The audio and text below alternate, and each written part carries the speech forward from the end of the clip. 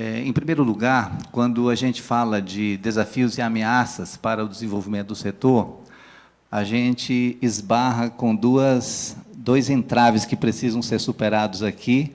Um deles estava sendo debatido no painel anterior, que é justamente o entrave dos tributos.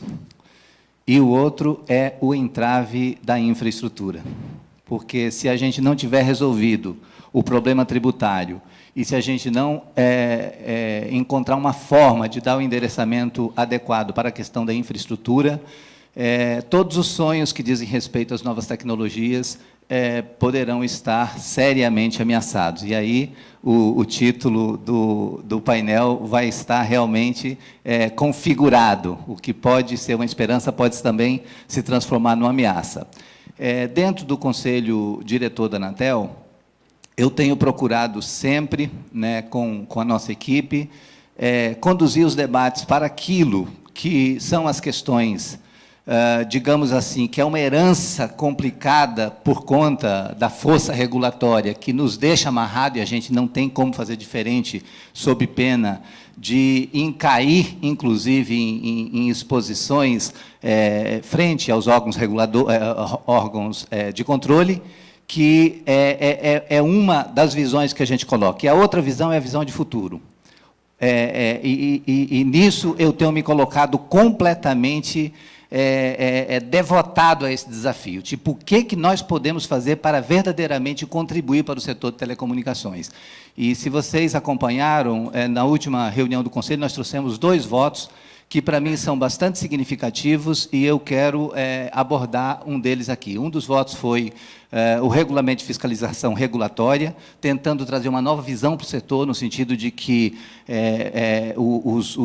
as empresas, as companhias, devam muito mais se autorregular e buscar, a partir dessa autorregulação, uma espécie de premiação e muito menos sanção, para a gente poder romper com um passado de muitas multas e poucos resultados. E a outra matéria que eu apresentei foi justamente o Plano Estrutural de Rede de Telecomunicações. E eu quero insistir com vocês, isso dialoga completamente com esse ambiente de desafios, de novas tecnologias, porque nós não vamos chegar a lugar nenhum se a gente não resolver efetivamente o desafio da infraestrutura no Brasil. Então, eu quero, de cara, já apresentar qual é a base do Plano Estrutural de Rede de Telecomunicações e dizer também que, nesse voto, a gente tenta endereçar os 2 problemas, porque a gente aponta o desafio da infraestrutura e, ao mesmo tempo, aponta o caminho para a resolução do problema do financiamento para a infraestrutura no setor, que é justamente dando uma resposta no que diz respeito à liberação dos fundos setoriais. Bom, o Plano Estrutural de Rede de Telecomunicações, o PERT, ele tem o objetivo de buscar a coordenação de esforços e investimentos entre os setores público e privado, no sentido de ampliar o acesso à banda larga no Brasil. O PERT passa a ser, portanto, um instrumento fundamental da Anatel para organizar a execução das políticas setoriais. A importância do plano já foi, inclusive, reconhecida pelo Conselho Diretor em 2 ocasiões. Primeiramente, na consulta pública do Plano Geral de Outorgas, o PGO, e depois na deliberação sobre a aplicação dos saldos do PGMU-3. A proposta encaminhada pela área técnica está fundamentada no artigo 22, inciso 9 da LGT, que dispõe: compete ao Conselho Diretor, inciso 9, aprovar, aliás, está fundamentado nos incisos 3 e 9 do artigo 22. No inciso 3, propor o estabelecimento e alteração das políticas governamentais de telecomunicações, e o inciso 9, aprovar os planos estruturais das redes de telecomunicações na forma em que dispuser o regimento interno. A área técnica fez um trabalho hercúleo, e eu quero novamente elogiar aqui o trabalho desenvolvido, e chegou a 6 objetivos que devem estar presentes no PERT e constam do nosso voto. Realizar o diagnóstico da situação atual da banda larga no Brasil, obter clara visão das lacunas de atendimento de infraestrutura que impactam a expansão do serviço de banda larga, identificar as áreas com baixa viabilidade econômica, propor projetos que estimulem a construção de infraestrutura necessária para a expansão da banda larga, propor a elaboração de um plano nacional que fomente a ampliação de acesso aos serviços de banda larga e apontar fontes de financiamento que possibilitem investimentos em áreas de pouca atratividade do mercado. Com relação à infraestrutura de transporte, foi identificado que 42% dos municípios ainda não dispõem de rede de transporte em fibra óptica. Desses, 54% estão localizados na região norte e nordeste e 23% no estado de Minas Gerais. No caso da rede de acesso móvel, ainda falta implantar a tecnologia 3G nos distritos não sede e 4G nas sedes dos municípios com menos de 30 mil habitantes. Quanto à rede de acesso fixa, existem 2.221 municípios com velocidade média inferior a 5 megabits por segundo, quando a média nacional é de 14 megabits.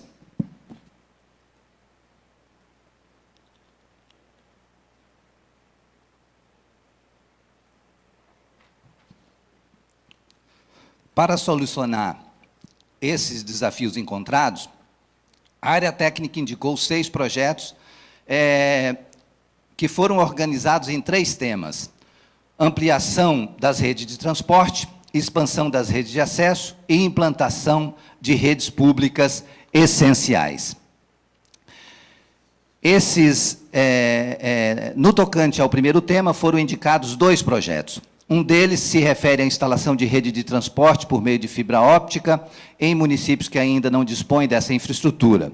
O outro trata da instalação de rede de transporte por meio de enlace de radiofrequência, de maneira complementar ao projeto anterior nos municípios que não tenham viabilidade técnica ou econômica para instalar cabos de fibra óptica. Com esses projetos, seriam atendidos 2.325 municípios sem disponibilidade de rede de transporte adequada, em benefício de 14% da população brasileira, quase 29% da população.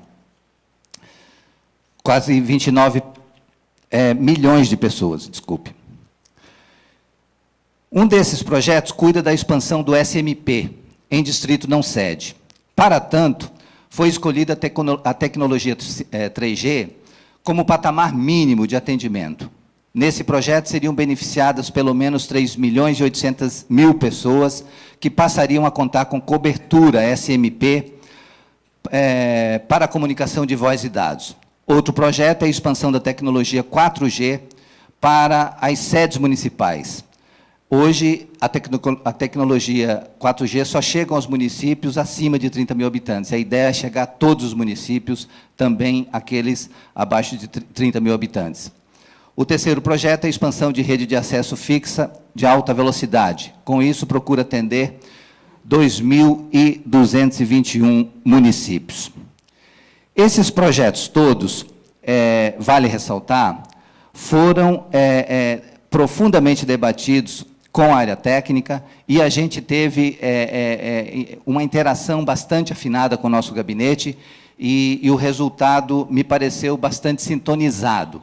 A gente entende que, sem dar essa resposta, no sentido de corrigir esse gap de infraestrutura, a gente não vai estar podendo dar uma resposta no sentido de preparar o Brasil para receber essa expansão das novas tecnologias. Aí, aonde está o problema para a gente superar esse gap? Está exatamente nas fontes de financiamento. O projeto levantou, basicamente, 4 linhas de fontes de financiamento. A revisão do modelo de concessão, que a gente espera firmemente na aprovação do PL C79 no Senado, mais o saldo do PGMU. Nós temos os termos de ajustamento de conduta, que ainda é um instrumento, apesar de que não foi possível até o momento celebrar nenhum TAC efetivamente, mas é um instrumento a ser considerado, porque nós temos que encontrar uma forma de dar uma resposta para esse imenso acúmulo de sanções que precisam ser convertidos em investimentos para o setor. A venda e renovação de radiofrequência continua sendo uma fonte muito importante. As desonerações tributárias são temas que também estão presentes em todas as discussões. Eu, particularmente, acho esse tema muito pouco viável, porque nós temos um Estado que não abdica de arrecadar e cada vez aumenta mais nos seus custos. Então, quando falo de desoneração, eu já faço questão de deixar minha ressalva que eu não acredito nessa possibilidade. Agora, acho que o setor tem um grande saldo e tem a maior autoridade para falar a respeito, justamente sobre os investimentos vindo do Fundo de Universalização dos Serviços de Telecomunicações. Feita essas observações, eu quero dizer que os outros saldos, todos, para mim, são saldos incertos e que eu não tenho nenhuma garantia de que eles vão, de fato, acontecer. E se, porventura, acontecerem, se tudo der certo em relação aos outros saldos, eles têm um limite que é a finitude, eles são recursos finitos. E quando nós estamos falando de um plano de longo prazo, e o PERT, o Plano Estrutural de Rede, ele pretende ser um plano decenal, um plano que aponte um conjunto de investimentos de longo prazo, então ele precisa também de uma fonte de financiamento continuada. Não dá para pensar numa fonte de financiamento que, uma vez entrado esse saldo, como está posto agora o saldo do PGMU, ainda que seja esse valor, ainda que o valor seja reconhecido pelas empresas, 3,5 bilhões, não é suficiente para resolver o tamanho déficit de infraestrutura que nós temos. Portanto, nós precisamos verdadeiramente focar naquilo que digamos assim, o assunto em que o setor está mais autorizado a falar. E repito isso, o que já falei em eventos anteriores do Sinditele Brasil. Às vezes, a gente faz um discurso muito mais contundente naquilo que nós não temos efetivamente direito e nos abdicamos de falar daquilo que nós temos direito. Os fundos setoriais pertencem ao setor, eles têm que ser voz única de empresários, de advogados que defendem o setor e também do órgão regulador, porque se nós não unificarmos o discurso em cima dessa questão, dificilmente a gente vai ter a sensibilidade efetiva do governo. Então, em relação a essas fontes, elas têm uma série de entraves. Quando se fala de liberação dos fundos, alguns dizem, isso é impossível, porque tem muitos entraves, e realmente tem. Então, para isso, nós precisamos saber qual o formato de atuação para a gente superar esses entraves. E não tem como a gente fazer algo se não tiver uma alteração legal. E essa alteração legal é também responsabilidade da Anatel propor. O Poder Executivo, ele tem a prerrogativa de mandar ao Parlamento uma proposta, porque mexe com tributação, mexe com serviço público, mexe com serviço essencial. Então, é atribuição privativa do Presidente da República. Mas quem é o órgão regulador responsável por assessorar o Executivo, por apresentar uma proposta ao Executivo? A Anatel, Agência Nacional de Telecomunicações. Então, eu estou aqui para dizer que o nosso voto, ele procurou também atentar para isso. A gente apontou cada uma das possíveis condições de impedimento de liberação dos fundos e a gente tentou atacar no sentido de uma proposição legislativa única. E essa proposta nossa, ela visa praticamente mexer em 4 leis. Ela mexe na própria LGT, no sentido de trazer, primeiro, o FUST, saindo do capítulo da universalização, trazendo o FUST, tirando o FUST do capítulo da universalização e levando para o capítulo das obrigações comuns, das disposições gerais, de tal maneira que a gente não fique mais vinculado ao investimento apenas no regime público. Porque as pessoas têm ideia de imaginar que, quando se fala quando se usa o discurso da universalização, as pessoas imaginam logo que estamos vinculando ao regime público. Não, tem possibilidade da gente, com essa alteração legal, retirar o fuste do capítulo da universalização e trazer para o capítulo das disposições gerais da LGT, e dessa forma a gente já dá uma resposta contundente. A outra coisa, nós precisamos alterar também a lei do Fistel, porque hoje ela arrecada 10 vezes mais do que a Anatel efetivamente precisa, e daí acontece aquilo que está acontecendo agora com a regra de ouro, que está liberado o uso do Fistel para qualquer fim, e a gente não pode cobrar. Então, a forma que nós encontramos também de incrementar melhor o fuste é justamente a gente reduzir o valor do Fistel e fazer essa transferência para o fuste, de tal maneira que não haja nenhuma oneração do setor. Uma terceira mexida importante que nós consideramos a gente alteraria a lei do fuste, alteraria a LGT, alteraria a lei do Fistel, de tal maneira que ela reduzisse ao mínimo necessário para a manutenção da Anatel e os seus recursos efetivos fossem conduzidos para financiar efetivamente o serviço de telecomunicações, a partir do Fundo de Universalização do Serviço de Telecomunicações, que se mantém. Outro aspecto importante, eu vi que tem proposta de querer mudar o nome do fuste. Se nós temos um saldo de 20 bilhões de fuste ao longo da história, se temos um saldo de 100 bilhões da soma dos fundos ao longo da história, por que nós vamos abrir mão dessa simbologia, se essa simbologia nos é favorável ao setor? Então, nós temos que manter o Fundo de Universalização do Serviço de Telecomunicações, agora temos que fazer a atualização da lei para que esses recursos efetivamente possam ser investidos na ampliação da infraestrutura de banda larga, que é a essencialidade. Então, basicamente, os aspectos que a gente considerou que são fundamentais, por último, uma resposta direta à internet das coisas e ao desenvolvimento maior do M2M, é exatamente a gente trazer também uma mudança no Programa Brasil Maior, de tal maneira que a gente já aponte, enquanto proposta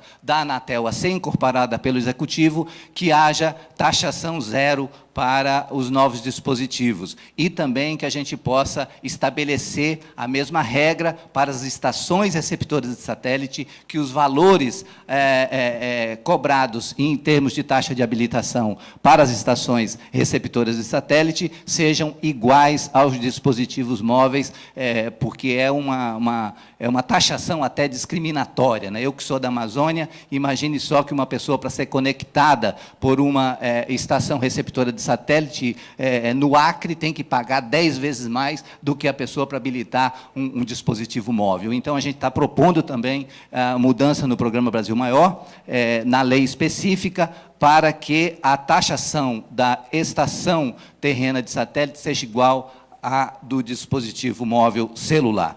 Dessa maneira, eu acredito que a gente está dando uma resposta efetiva e, insisto, a gente foi fortemente cobrado enquanto Anatel no painel anterior.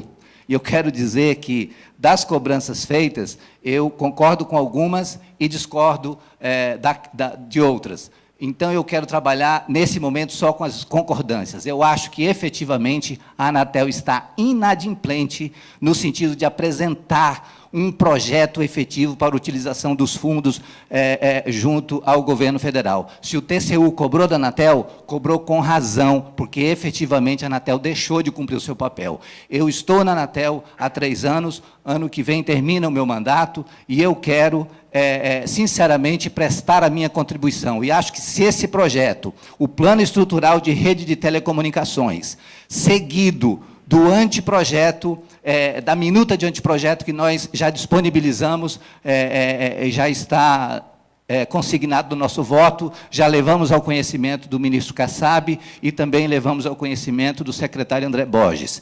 Então, nós estamos diante da possibilidade do governo federal adotar uma medida efetiva para destravar a utilização dos fundos. Se isso não acontecer, infelizmente, esse processo de judicialização que foi anunciado no painel anterior, com certeza vai ganhar muito mais efetividade, e aí a gente corre um risco que aí sim vai ser a paralisação total do setor, se nós tivermos aí alguma medida cautelar que impeça a cobrança desses fundos, e aí sim nós não vamos mais ter sequer discurso para fazer em defesa do setor de telecomunicações. Porque, nesse momento, eu acho que se nós temos que fazer algo é unificar nossa voz, unificar nossa força e defender que o governo federal precisa mandar um projeto para o Legislativo, um projeto que seja amplo, que consiga sistematizar a melhor das ideias que estão colocadas isoladamente pelos parlamentares. No nosso projeto, nós estudamos simplesmente 80 proposições legislativas que se tramitam hoje, sendo 61 na Câmara e 19 no Senado. E se não for do Executivo uma proposta que tem uma visão conjunta, uma visão estrutural, a gente não vai conseguir dar uma resposta efetiva para destravar esses fundos que são imprescindíveis para a gente fazer a infraestrutura chegar naqueles lugares onde as empresas não têm nenhuma obrigação de chegar, porque elas não vão pôr dinheiro onde não tem rentabilidade. Aonde não tem rentabilidade é responsabilidade do poder público, e o poder público tem esse orçamento e só precisa ter uma atitude de vontade política para destravar a utilização desses fundos para a gente efetivamente poder preparar o Brasil para receber as novas tecnologias. Muito obrigado.